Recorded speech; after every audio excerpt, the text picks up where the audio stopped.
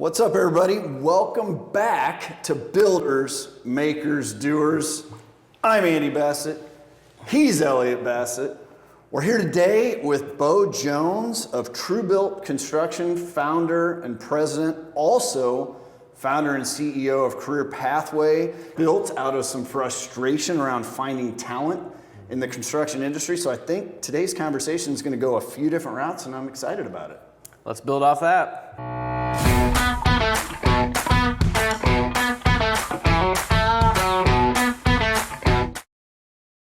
All right, welcome to Builders, Makers, Doers, Bo. Thanks for coming in. Good morning, guys. Happy to be here. Yeah, this is going to be a fun conversation because, as Andy mentioned in the intro, you have a couple different companies in varying different spaces, but all working together and that centered around some frustrations you've had. So give the listeners, we always like to start kind of your background, how you started Tru-Built, just how that came to be, and then where you're at today. Yeah, great. This is our 27th year as Tru-Built Construction here in the Lincoln market. Wow. We serve primarily Lincoln, Omaha, and don't get too far from there, but we came up through the remodel industry. We started with just little projects around class schedules while we were in college, and the projects got bigger. We hired people on, and next thing you know, we're doing the volume that we're doing today, and it was never part of the plan. I went to college to be a financial advisor. I have a business admin degree and studied a lot of finance and econ, and I just fell in love with construction. So my path was certainly not laid out very well for me, but I love what we're doing. I couldn't think of any other thing to be doing. Along the way, we got into the real estate and the rental property game, so we do have a pretty good portfolio there that we're adding to every year, and that just really gives us a little bit of diversity that we don't have to worry so much about the construction industry and the roller coaster ride that is. And then, the spin is careerpathway.com, which we'll talk more about that here in a minute, but it was out of frustration.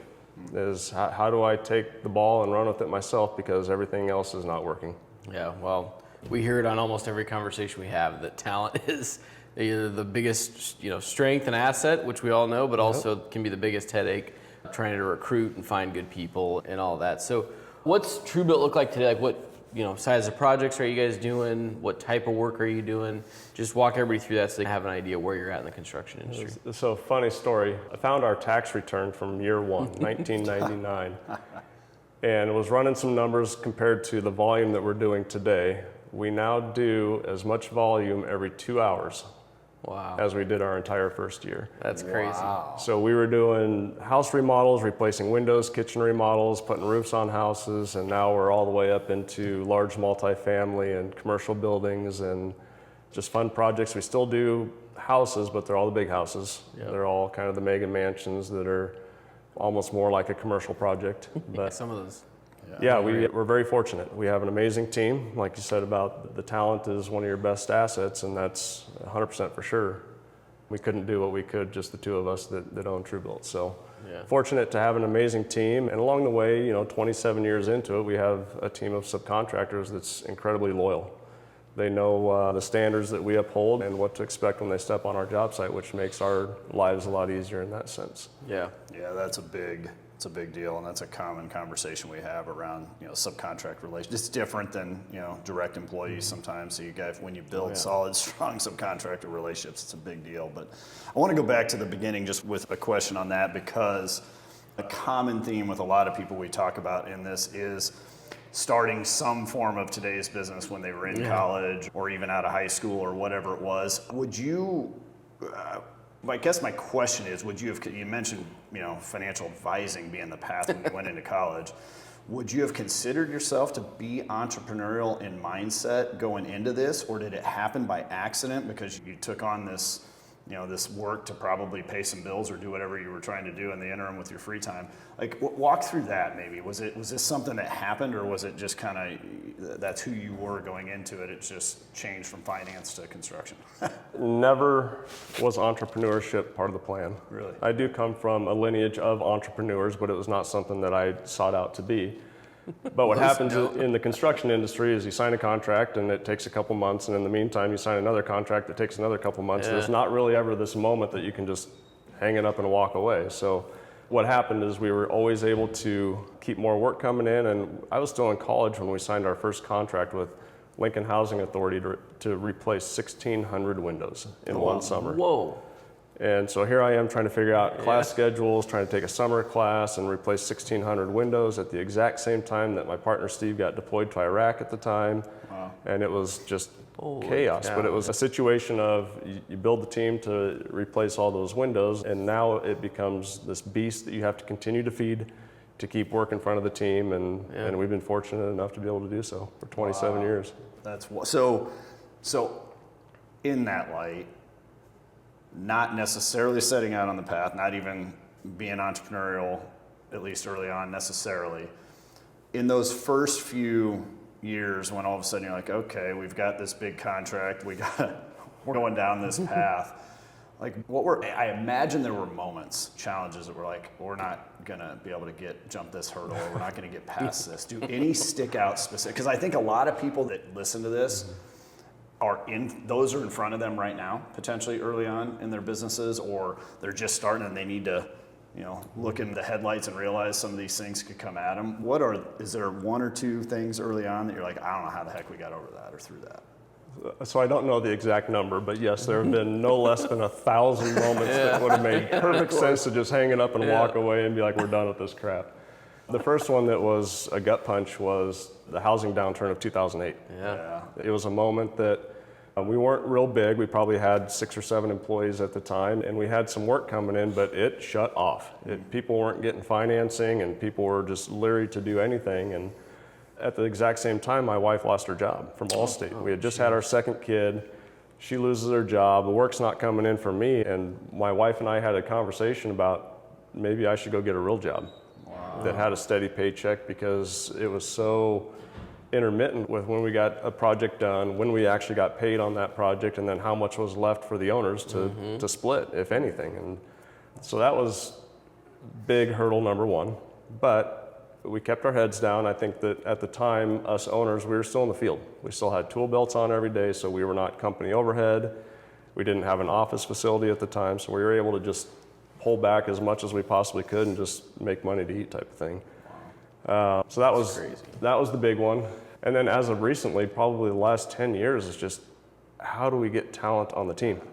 It seems like we're seeing our subcontractors and our team as the old guys are aging out. Yep. And they're aging out like 5 to 2. So every 5 of them that retire, there's only 2 more entering the industry. That's not good math, especially it doesn't work. We're still growing. The city of Lincoln grows at about 1% per year. That growth requires construction, and if we're losing 60% of our workforce, that's not good. Yeah, the math doesn't math. It doesn't at all. So honestly, the industry that I'm most concerned about is plumbing. Hop on any job site and look for the young kids going into plumbing. They're not around. So anybody younger watching this? Yeah. Plumbing. Stick with plumbing. Well, it's so true. It's funny how that's changed. I mean, when I was in high school, it was like the trades just were never talked about anymore. It was just, you're going to college. It was like, wasn't even a concept that anybody thought of. And, I think now we're all realizing that we've got to bring back shop class, and we've got to bring back some of these ideas about what it means to be in the trades and how good of a living you can make. I mean, there's electricians now. I just heard a statistic on a podcast.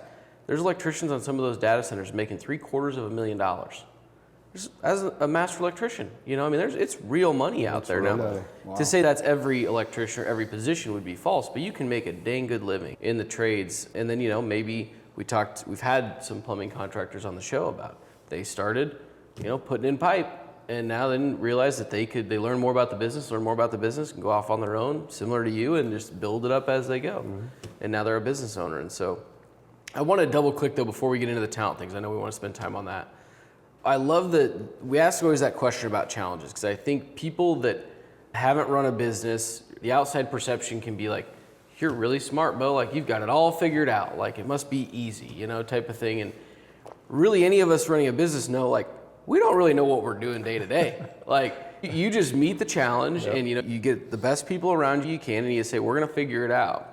But I love to try to instill that in people that are thinking about running a business, because you just got to start, or you just got to, maybe it's on the side like you did in college, or maybe it's testing the waters, but just get your feet going. And you'll figure it out. But don't let those challenges, because they're going to come, and they're going to come in any part of your life. But I don't know if you talk more to that, but I love that mentality, and I think I'd love to get it to more people, that think the business owner just has it all figured out. Well, I think a common misconception about business owners is, oh great, you took over dad's business, or something was handed to you, or something along the way was easier for you than it would be for me.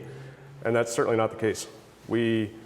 I did not have a single construction class of my entire college education. That is wild. It's the school of hard knocks. We bought every single tool. We had nobody give us any money. We had to earn every single paycheck that we ever, and I think that that's maybe made us tougher as people, is because we don't have a cushion of somebody to fall back on if we need to. We don't have this pot of money sitting around that, well, if this doesn't work, I have a plan B. Yeah. And we're motivated, we're hardworking. I think another misconception is that you're going to be self-employed and you're going to work 20 to 30 hours a week. Yeah. That could not be further from the truth. It actually never turns off, is the truth. It never turns off. I think even if up here, more than anything, That's a fact. And I've had moments where my wife has looked at me like, can you please just concentrate on us? Yeah, I know. Can you please just turn it off and focus on the family? You're at a sporting event and she can tell that something from the day was still working on me. And it's tough. It's a little bit of the competitive spirit, is you want to win every deal and you want to win every project, and you want to walk away from every project that you do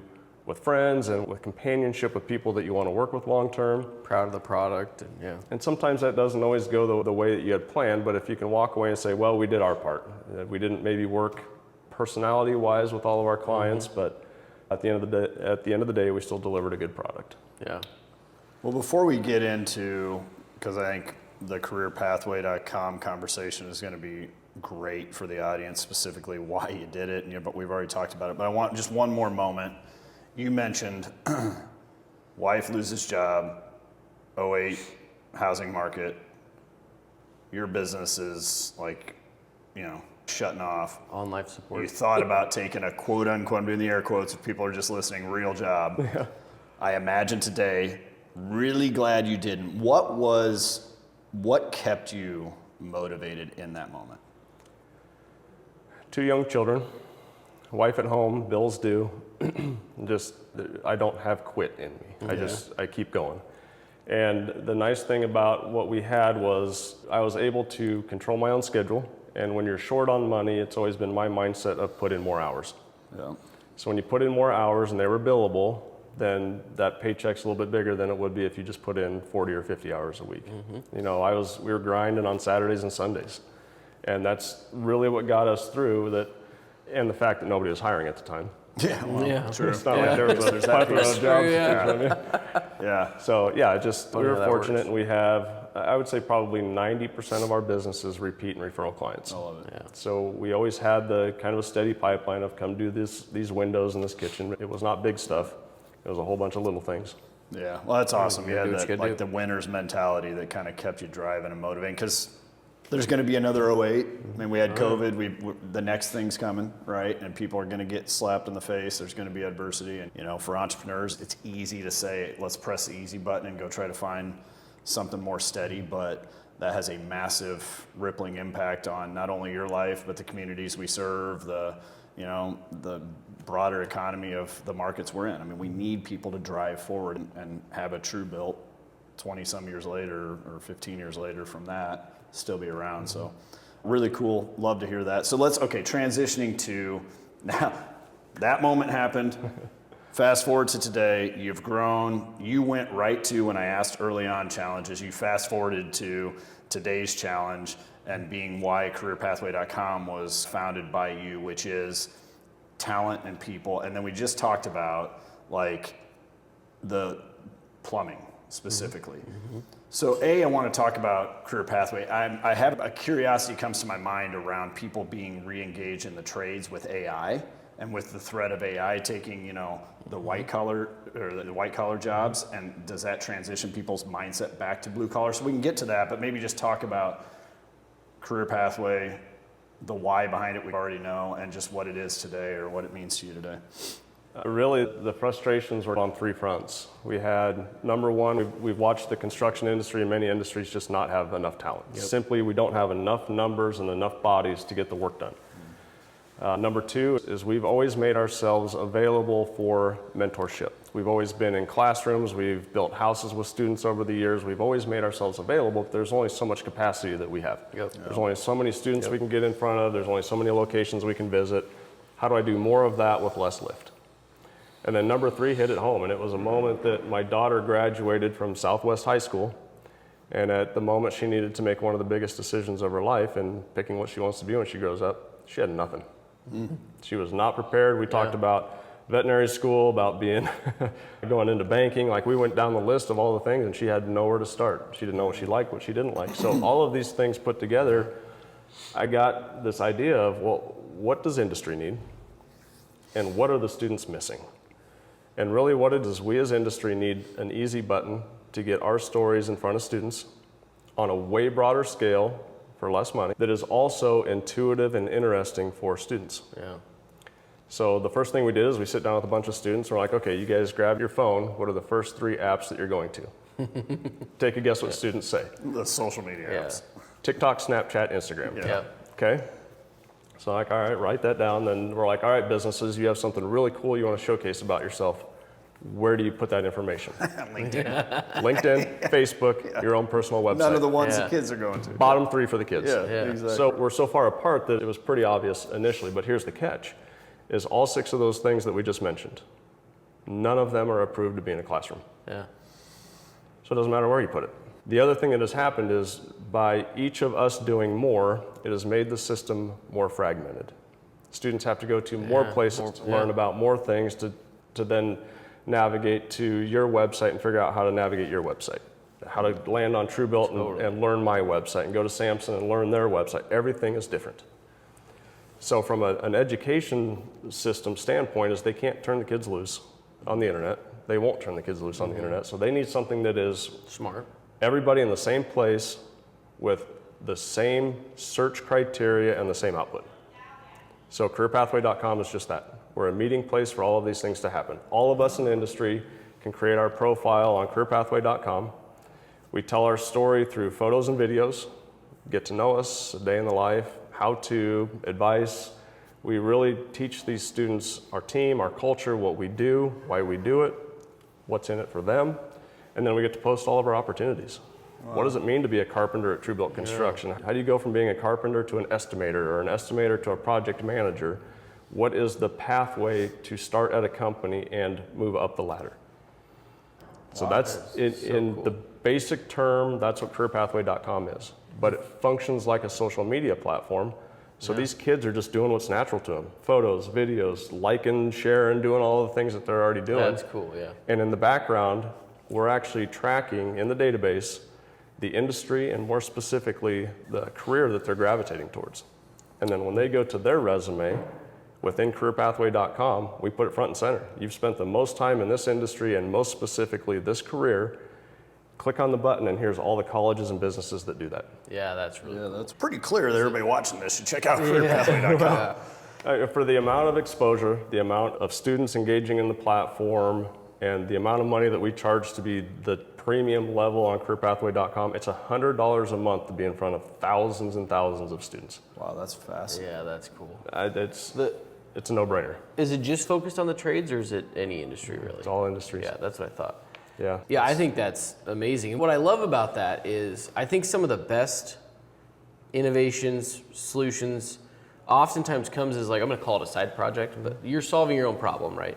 But you're not looking, I mean, maybe you are now, I don't know, but you weren't looking to like build a big business out of this. You're just saying, there's a better way to solve this thing. And the cool thing is like, you don't need the cash on like you have a business that's running is what I'm trying to say is. And so this can be, I can make it very affordable. We can make it let's not put up a bunch of hurdles for the businesses to jump on here. And you're killing 2 birds with 1 stone. I think that's amazing. And I think some of the best solutions come out of situations like that where entrepreneurs, can look at a problem and say, there's a better way to solve for this. I think we could come up with something. That's the best way to start something like this. And then that's exactly what we did. And there's hundreds of people that have had input in this, but my crowning achievement, if you will, is about a year and a half after we launched, we found ourselves already going alongside of the Governor's Youth Summit. So what we did is the Governor's Youth Summit is an event that's actually put on by the Department of Economic Development on behalf of Governor Pillen. And they had this vision. It was Casey Bylot's had a vision of how do we bring the youth in alongside of all of the leaders in the state of Nebraska. So imagine 500 of the biggest and best people in the state of Nebraska. And now we're going to bring students in alongside and we're going to mix them together. And they're going to meet and they're going to understand each other and what they do. So last August 14th was Governor's Youth Summit #1. And we had about 250 students from across the state came in and they all logged into careerpathway.com. And we had monitors up on the wall and we were able to show on the graphs and everything else what was happening in live time in that moment. And what happened was the students in that room ended up applying for 307 opportunities on careerpathway.com in about 3 hours. Wow, that is sweet. So you get amazing companies like First National Bank, you get Kawasaki was in the room, go down the list, but First National Bank had over 30 applications that day. Really? Wow. Jeez. In one student event. So now we're planning Governor's Youth Summit #2. That will be September 29th, out in Kearney once again, but now the vision is bigger. Now they want 500 students in the room, and they were taking more space, and the Eunice Convention Center is out of space at this point. Yeah. Wow. So it's going to be roughly 500 on the Governor's Summit side of things, and roughly 500 on the Student Summit side of things, and they want a massive amount of connections, and the businesses are coming back, and it's fun to watch real connections happen. And for me, when a student walks out of a room and says, I didn't even know that company or that opportunity even existed. Yeah, that's amazing. Now we're talking about talent retention for the state of Nebraska. And now we're talking about potentially attracting talent to the state of Nebraska. All of the good things that happen by people simply knowing that these opportunities exist. Well, that's amazing. And Are there internship opportunities on there too? Yeah, because I could see that being a really big opportunity where that's one of the biggest things I think as a student anymore is if they can do an internship or do some way to, like if we're killing two birds with one stone, I think about this a lot where we oftentimes have a lot of work that an intern could do or somebody that doesn't need to be licensed or trained for 2 years could do. And it would, if we set them up right, give the opportunity for an intern to really learn about the insurance business, the risk management business. And maybe they like it, maybe they don't. But you know, if you spent a couple years in high school, even into college doing those, you're really going to better understand what do I like and what do I not like. You're exactly right. Doing, you know, internship or apprenticeship on a job site for a summer, for, you know, a few hours a week while you're in school, I don't know. But I think that's one of the best ways to learn. And then also, a lot of the businesses are getting help in what they need help for to get the work done. You know, we don't have enough people. Yep. And so I think that's fantastic. But what's the vision for Career Pathway? Is it taking this to other states? Is it, you know, as big as we can go? Or what do you see? I want to touch on another point that you just touched on a minute ago. Yes. So the opportunities that are available within careerpathway.com are all education pathways. So everything from a certificate to an internship, apprenticeship, all the way to your master and doctorate degrees. All of those are opportunities that are available. And then on the job side of things, it's everything from entry-level positions all the way up to expert-level positions. So it's everything. The big vision, well, we've been hyper-focused on the state of Nebraska and only Nebraska, and we've already crept to 49 states. oh, really? No way. Just by accident. Social media and reach. The only state That's we don't pretty have is cool. Vermont. I don't know why Vermont's holding that's out weird. on us, but Why are you Well, holding you have out, Hawaii Vermont? and Get in the Alaska, game. you don't have Vermont? Like, that's wild.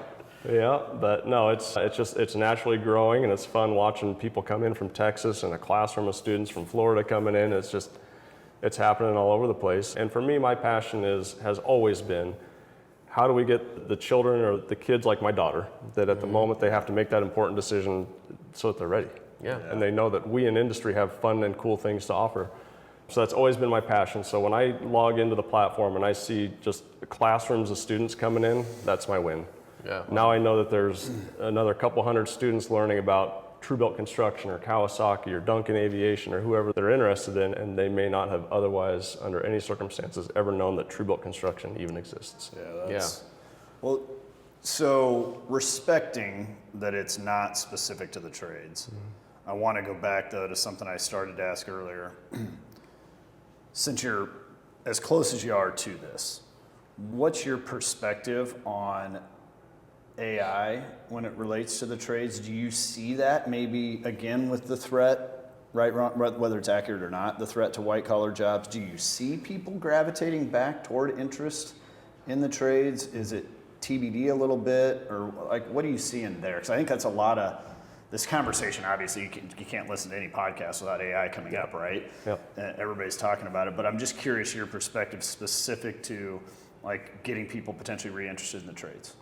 100%. It can't help, or can't but help do that. Yeah. In the sense of, I think a lot of the entry-level white-collar jobs are being utilized or somewhat consumed by AI, even up into the legal, and you're going to see it in banking. Anything that's transactional, that's AI's world. That's what they do, is they sort data and structure it. For those of us that do hands-on stuff, or used to do hands-on stuff, we're a long ways away from AI being able to be on a job site when there's 40-mile-an-hour wind, it's sleeting, and it's -10 out. I mean, that's part of construction, and I don't know what AI would do to help that at this moment.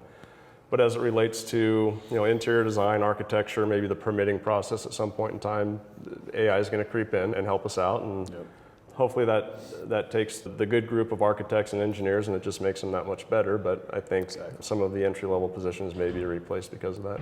Yeah, I think it's going to be interesting because Elliot mentioned it earlier that there was just this long period of time where it was like you got to go to college, you've got, obviously you go back as early as the early 2000s and the original tech boom, and everybody wanted to follow that path, and now then you fast forward to a few years prior in the development, people wanting to get into the developing side of and just such a boom, and it all required college pathways and things of that nature. And now it's like, is there potential shift in momentum to where the threat, and again, I think we could debate that all day. There's threat, and then there's also incredible opportunity being created by AI. But it is just going to be interesting to see what that does to get people maybe realizing, heck, being an electrician, being a plumber could be a pretty sweet path. And I think careerpathway.com and other areas that can get that in front of people and let them realize there are these other opportunities out there. It's going to be interesting to see how that shakes out, and you'll be right in the middle of it. So. Yeah, we're watching it pretty close. Yeah.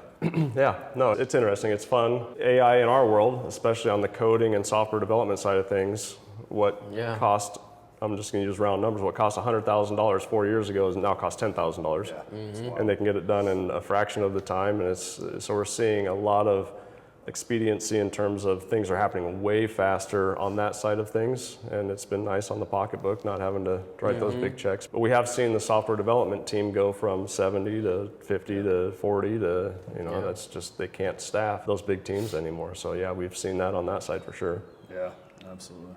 So if somebody's business owner is listening and wants to get involved with Career Pathway, either start posting their positions, or maybe are there other ways to get involved?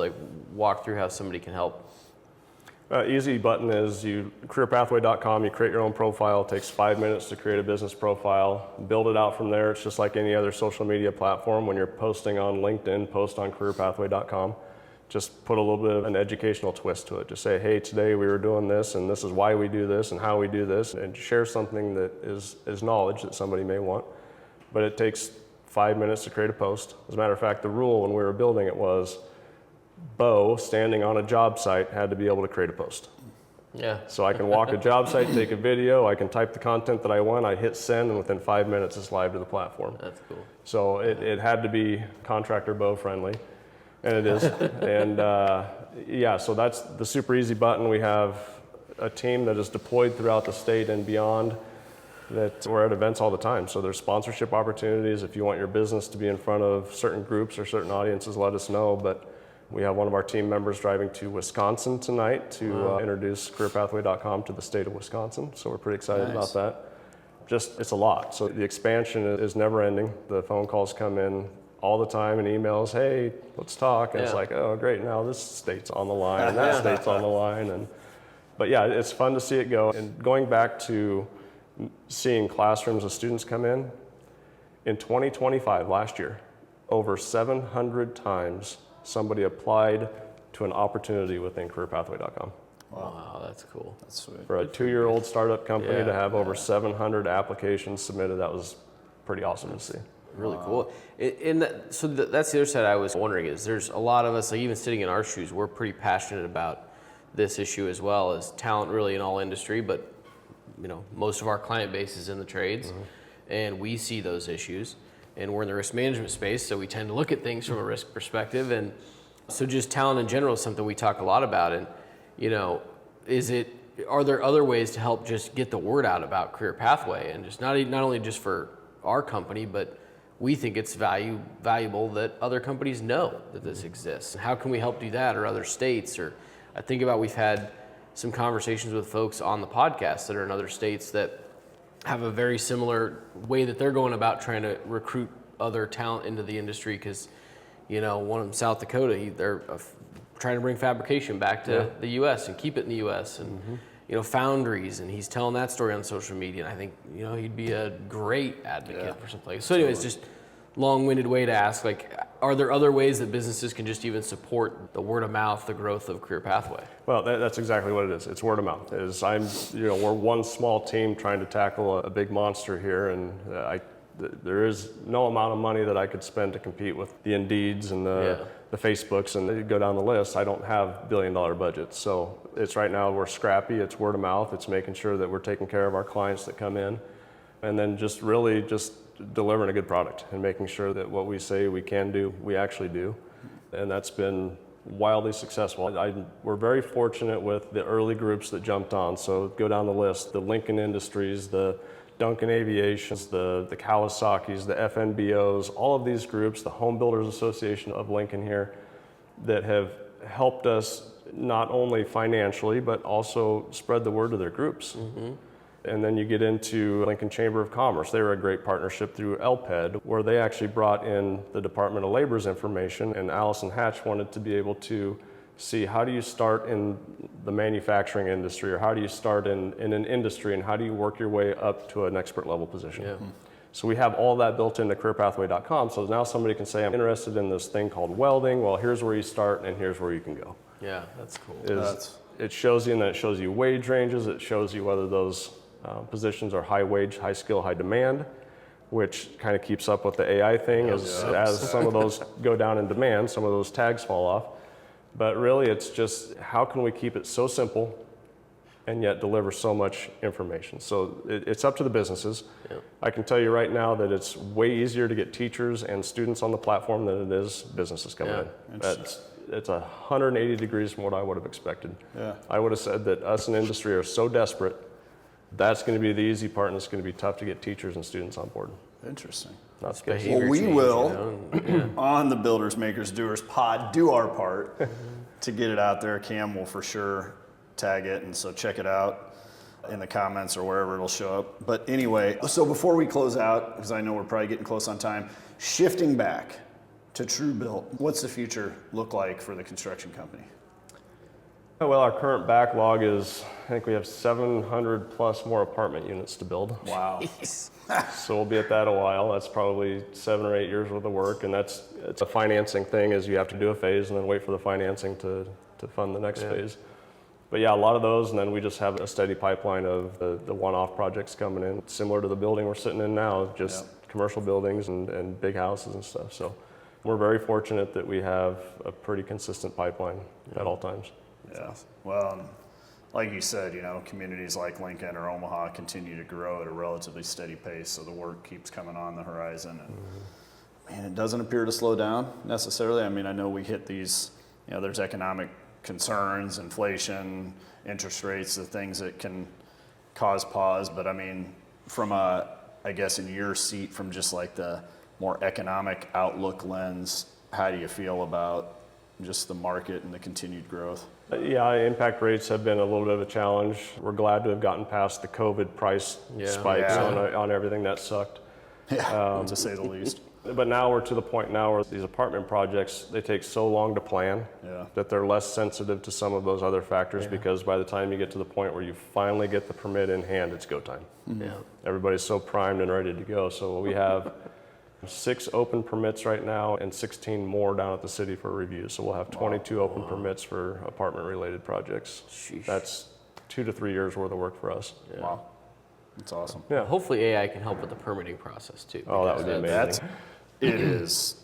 We could go a whole nother, double our time just talking through that. Because I mean, I think of like the Spencer Pratt stuff that's mayoral race in LA right now, and like a lot of that's getting exposed at a high level there. And I mean, we see it. And I was actually just having this conversation with a client of ours in this area that just said, the biggest challenge on some of their stuff is just getting stuff through permitting and being able to get the work actually going, and just we all know the bureaucracy that gets in the way. And to your point, hopefully some of that can get broken down and we can get projects moving, the right projects, because it's wild that those are some of the That's hurdles in what front holds of it us. up, I'm going to go off on a tangent here real quick on that. We found out yesterday that when building a room addition on a house, you have to have an egress of some sort, either a window or a door.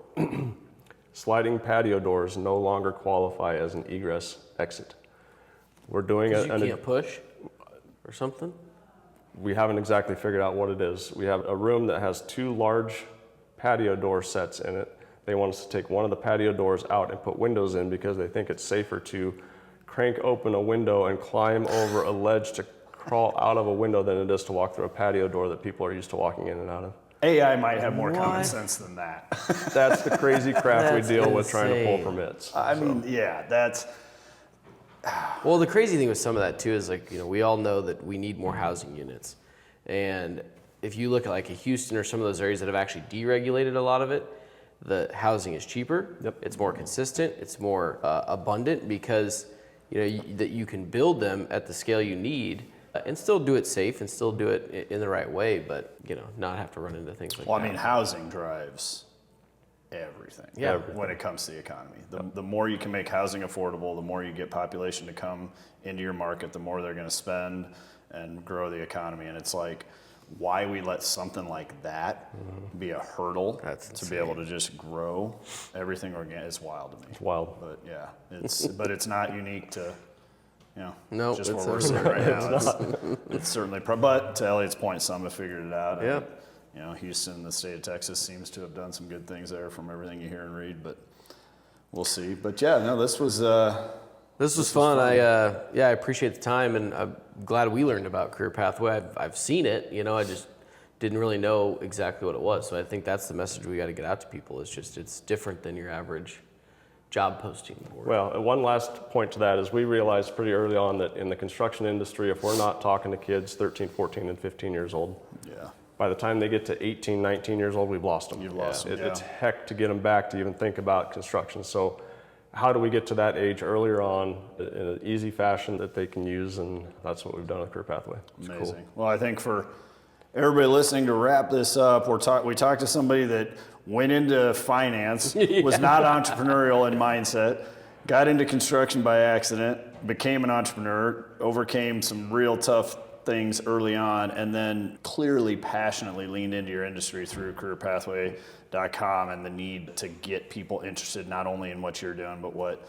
a lot of businesses are doing. So, I mean, it's pretty cool to just talk through that path for you, and obviously quite a bit of development, personally and professionally for you. Really cool story. Well, thank you guys. This has been fun. Yeah, absolutely. Thanks for coming on.